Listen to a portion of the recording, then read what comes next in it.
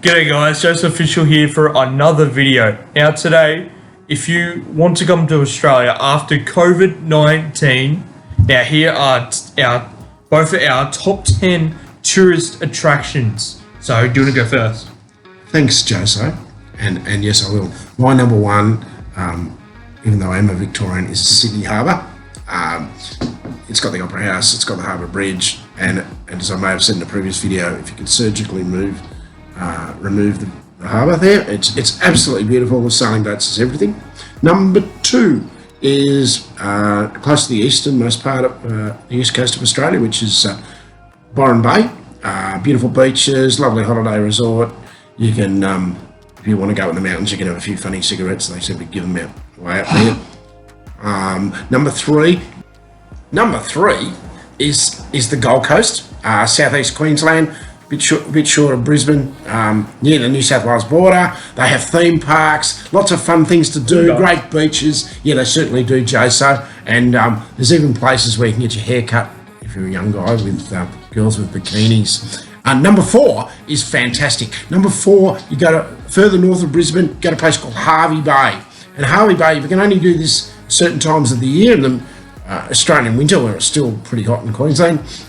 You go whale watching. They take you out in the boats for a couple of hours and you see the big humpback whales, and they come up there to calf, and that's really exciting. The boat takes you there. They splash at you. They have the flume thing comes up out of the back of the whale, and you see the mothers suckling their young, and that's the whales, not the ladies on the deck.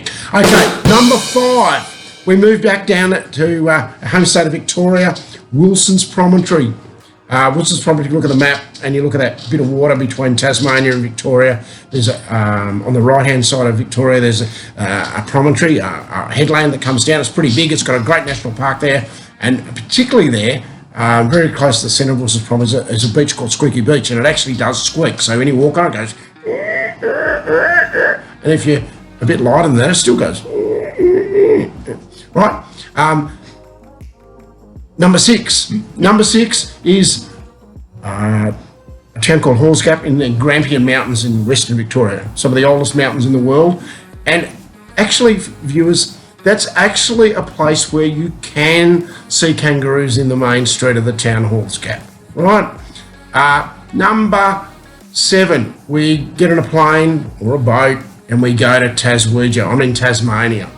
And in Hobart, the capital of Tasmania, Constitution Dock, right in the middle of town, right on the water, where the ships come in, where the sailing boats come in off the Sydney Hobart Yacht Race. They have a lot of seafood restaurants, and the seafood in Tasmania is fantastic. It is beautiful. Well worth the trip just to go there. Then we go back to the airport, because that's about all that's worth seeing in Tasmania. No, I'm only joking, Taswegians. They do call them Taswegians, not Tasmanians. Anyway, and you fly across to Adelaide. And in Adelaide has an absolutely fantastic market. You talk about food market, in the middle of town, in the middle of the city. You go in there and it's just fantastic. All the cuisines, all the food, just beautiful. Have a cup of coffee. Then you take a drive up to the Adelaide Hills, and there's a particular town there called Handorf, settled by Germans in the 1800s, not Adolf Slot, much before then.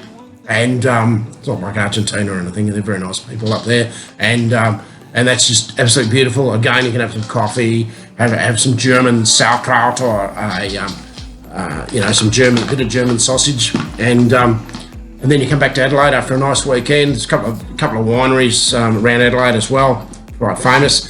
And then we fly over. We don't walk along the railway line to Perth. No, it's about 2,000 miles, 3,000 kilometres. You go over to Perth, and when you go to Perth, it's a must-do. There's this hill up the top of Perth, and it's Kings Park, and it's got absolutely panoramic views of the Swan River. You can have your breakfast up there, coffee again, we drink coffee, and you can drink wine. Australians occasionally like a drink. And I might have another one in a minute, but that's my top 10. Over to you, Jason. Alrighty, so we're gonna fly across from Perth to Melbourne.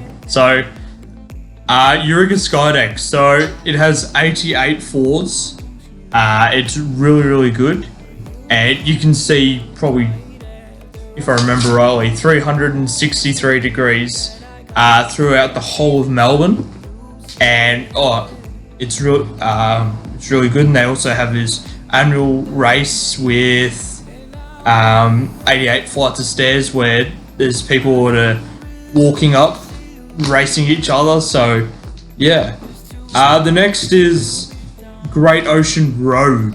So it's about probably 20 minutes or so away from mine, but it's amazing, and it only takes a couple of hours to get to what's it called? Where the 12 apostles are. Yeah, it's where the 12 apostles are actually, Yeah. and then there's Port Campbell at the end. Port Campbell, there we go. And it actually finishes a place called Peterborough, which is a bit further on, but most people head into Warrnambool. But it's magnificent. Okay, and so the next one is beaches. So we've got beautiful beaches pretty much everywhere in Australia. It'll take 30 years every single day. If you get to that, there's about probably over 10,000 beaches. It's beautiful. It wouldn't take very long in the summer though if you're in far north Queensland up around Cairns if you go to the beach, because they have what they call box jellyfish and they're deadly. They call them stingers as well, and if they get you, won't be 30 years. It'll take about half an hour to be carked. That's dead. Unfortunately, Steve Irwin got done by one of those. No, So next no, he one. got spiked by a bloody some other thing he was tormenting. Anyways, next one is if you love diving and you love exploring, the Great Barrier Reef is awesome. Awesome, the capital war. Yeah, so I highly recommend the Great Barrier Reef if anyone loves exploring. The next one is it number 4 or 5? I don't even remember. Number 5. Yep. Okay, so the next one is visiting the zoos and patting the wildlife. There's plenty of zoos across Australia, and my Siri just went, "Hey Siri." But yeah, if you wanna pat a kangaroo or like a koala, cuddle it. Yeah, zoos are definitely a recommendation. Unless you don't let you pet the lions in the zoo. No, so I'd probably not recommend that. So the next one is Blue Mountains. So if you do love mountains and hiking and all that sort of stuff, you'll definitely love Blue Mountains. Where are they, Jase? They're in Sydney. Yeah, no. So I highly recommend it. It's a great place, and Not when the bushfire's raging though, Jase. no, definitely not. All right, the next one is National Museum of Australia. Now this is in Canberra, so if anyone wants to go to Canberra, I'm not sure if people do, but if you do, Canberra's fantastic. See if you got kids. if you do, I'll also say hello to ScoMo as well, and all the other psychos over there. You sure Canberra is not gone overseas. Oh no, good enough. But yeah, that's definitely a recommendation if you want to learn history about Australia. There's also plenty of museums across Australia. And yeah. We're very smart people. Okay, the next one is Puff and Billy. So this is in Melbourne, and it's basically a steam train, and it's really, really good. I've been there a couple of times. They have a race against people once a year too. But yeah, it's a great place for families, and yeah, you'll definitely love it. So the next one is, we've got plenty of islands in Australia, but Kangaroo Island or Fraser Island is definitely a recommendation if you like. So definitely a recommendation if you do want to go and explore. Also, here's a hot tip: if you want to drive down there, and you're a tourist, I wouldn't recommend it. Go and hire someone who's an expert, and yeah, you won't be a clown on the internet. Okay, so the next one is visit the Outback. So visiting the Outback is definitely a recommendation place. And yeah, but Aboriginal people do not like people climbing on the Uluru, the Ayers Rock or Uluru. It's illegal. So I wouldn't really recommend it. But to see it and to take photos is definitely recommended. So yeah. Kakadu up in Northern Territory is pretty good apparently too. I haven't been there. Yeah. Alright, that's the end of the video. I hope these tips were helpful and all these destinations. They're coming from overseas. They're actually pretty bloody good tips, so you should actually do a bit of research because they're great places. And yeah, and also just make sure that everything is opened. This obviously will be after COVID because we don't allow anyone. We don't allow any international people unless they're students. So thank you so much for watching. Hopefully these tips helpful.